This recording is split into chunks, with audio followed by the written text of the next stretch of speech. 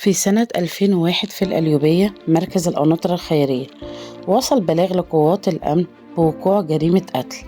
الضحية اسمها ناريمان، كانت بتشتغل سجانة في سجن القنيسة بالقناطر. الجريمة ما كانتش فردية، دي كانت جريمة قتل جماعية. ناريمان اتقتلت هي وعيلتها كلها، جوزها و2 من ولادها. لما وصل البوليس لقى ناريمان وقع على سجادة الصلاة مفارقة الحياة، ولقوا جوزها واقع في الصالة على الأرض متوفي. ولادها الاتنين ممدوح كان واقع في المطبخ، وابنها التاني محمد مقتول في أوضته. بس كان فاضل ابن واحد اسمه مازن، هو الابن الوسطاني، عنده 16 سنة ما كانش موجود. فريق البحث لما فحصوا موقع الجريمة اكتشفوا ان مفيش اقتحام لمداخل ومخارج الشقة، الباب سليم والشبابيك كانت مقفولة. الأب وأبنائه الاتنين اتطعنوا 10 طعنات، لكن الأم اتطعنت من ظهرها وهي بتصلي الفجر.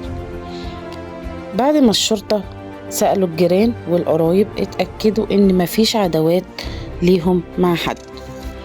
الضابط طلب وقتها استجواب مازن، الشخص الوحيد اللي نجا من الحادثة.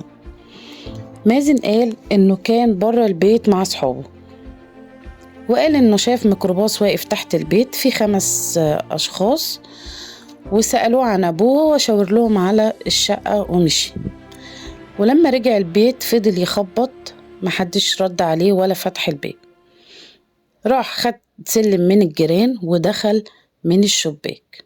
أول ما دخل شاف أمه مقتولة على السجادة، وشاف أبوه وإخواته غرقانين في دمهم. الشرطة فضلت تستجوبه 6 ساعات، ما غيرش رأيه فيهم. فريق البحث رجعوا تاني لمكان الجريمة عشان يتأكدوا من أقواله. لقوا إن الشباك اللي كان قال إنه دخل منه مقفول، ومن هنا بدأوا يشكوا فيه ووجهوا له تهمة القتل. بس كان في مفاجآت تانية لقوها لما راحوا يفحصوا المكان تاني. لقوا سكينة مطبخ عليها آثار دم مرمية في كيس الزبالة. وفي درج مكتب أبوه لقوا تقرير طبي قديم من دكتور نفسي اسمه سمير حسين، بيوصي فيه بحجز مازن في مستشفى نفسي. المفاجأة إن التقرير عمره 3 سنين، والسبب كان حادثة قديمة تعرض لها مازن. كان وقع من مكان عالي وهو عنده 5 سنين، وجاله ارتجاج في المخ، وبقى عنده اضطراب سلوكي لازم يتحجز في مستشفى نفسي، لأن سلوكه كان خطر على اللي حواليه.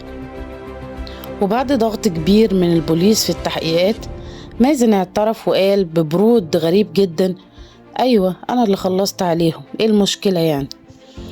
وقال إن عيلته كانت بتعامله بقسوة، وقال كمان إنه كان عايز الميراث بتاعه من أبوه، وإنه يومها خطط للجريمة.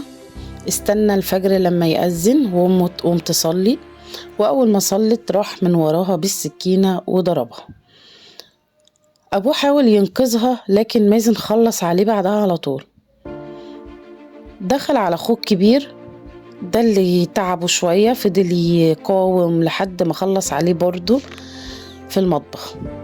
ومحمد كان عنده 11 سنة، كان نايم وصحي مفزوع من الصوت، استخبى تحت الكرسي، لكن مازن شده بقوة وخلص عليه برضه.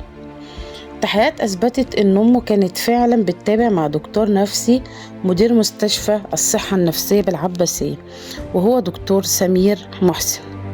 لما لاحظت سلوكه المختلف لما كان عنده 10 سنين، كان بيسرق عصافير وقطط وطيور الجيران ويخلص عليهم بطرق مش طبيعية. ده غير سلوكه العدواني مع اخواته وسلوكه اللي كان فيه شذوذ جنسي. الدكتور قال في شهادته في المحكمة إنه كان بيعاني من عدم إحساس بالذنب، ودي حالة مرضية معروفة في الطب النفسي، وغير كرهه لأخواته وللمجتمع. وإنه هو نصح أهله أكتر من مرة بدخوله المستشفى من أكتر من 3 سنين. وأثناء محاكمة مازن كان بيضحك ومبتسم كأنه ما عملش حاجة، وخصوصا لما سمع الحكم اتحكم عليه بالسجن 15 سنة. بس لأنه كان قاصر وقتها، كان وقت وقوع الجريمة عنده لسه 16 سنة. ورغم ان جدته بكت للقاضي وطلبت يتنفذ فيه حكم الإعدام، لكن تم الحكم عليه فعلا ب15 سنة سجن. ومازن خرج من السجن سنة 2017 وعاش حياته عادي جدا بعد ما خلص على عيلته كلها وأمه وهي بتصلي الفجر. وبكده خلصت قصتنا النهاردة. لو عجبتكم ما تنسوش تشتركوا في القناة.